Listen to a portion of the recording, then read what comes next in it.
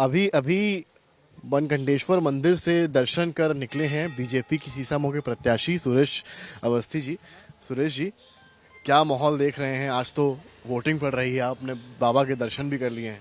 बाबा का मैंने आशीर्वाद प्राप्त किया है और निश्चित तौर से बाबा ने जो आशीर्वाद दिया है वो 23 तारीख को निश्चित तौर से पूजनीय योगी आदित्यनाथ जी के पास एक लंबे समय से जो विधानसभा नहीं रही है वो विधानसभा उनके खाते में जाने वाली है। जी, कितना बड़ा चैलेंज है, क्योंकि अगर आप 12 से देखें जब ये सीट बनी 12, 17, 22, एक आप पहले भी चुनाव हालांकि लड़े हैं यहाँ पर, कुछ अंतर से आपकी वो हार मिली थी जो 17 का चुनाव था। आप कैसे देख रहे हैं इस बार कितना बड़ा चैलेंज? देखिए, जब मैं 17 में चुनाव लड़ा तो 12 से 17 के बीच में समाजवादी पार्टी की सरकार थी और मेरा पहला चुनाव था।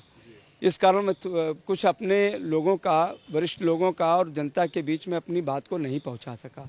लेकिन मैं सौभाग्यशाली हूं माननीय मुख्यमंत्री जी का, मैं सौभाग्यशाली हूं माननीय प्रधानमंत्री जी का कि जिस तरीके से केंद्र की 10 साल की सरकार और उत्तर प्रदेश की 7 वर्ष की सुशासन की सरकार ने जन कल्याणकारी योजनाओं को धरातल पर उतारा है, उससे निश्चित तौर से मान के चलिए जो गैपिंग है वो दूर होने वाली। 2,70,000 वोटर है, इसमें से 1,10,000 मुस्लिम समुदाय का वोटर है। आपको क्या लग रहा है कि ये जो हिंदू मुस्लिम वाला फैक्टर है यहाँ काम करे? देखिए, मैं बार बार कहता हूँ कि हिंदू मुस्लिम का फैक्टर जो भी है वो एक अलग का विषय है, लेकिन यहाँ पर विकास चाहती है जनता।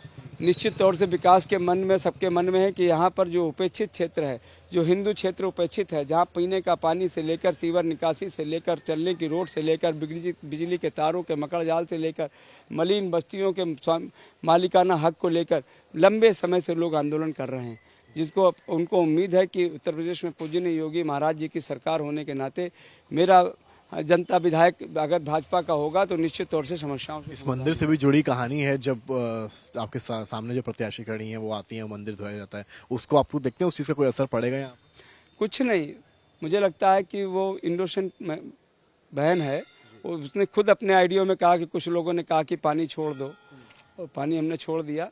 निश्चित तौर से अगर इनकी मानसिकता ठीक होती, इनके समाजवादी पार्टी के लोगों की मानसिकता ठीक होती तो जो 125 मंदिर जो इनके ससुर जब विधायक थे उन्होंने कब्जा कराया, इनके पति ने कब्जा कराया, तो पहले तो अपनी उन मंदिरों की दुर्दशा ठीक होनी चाहिए, फिर इसके ऊपर नजर डालेंगे। कटेंगे तो कटेंगे, यहाँ काम करे, एक रहेंगे सेफ रहेंगे।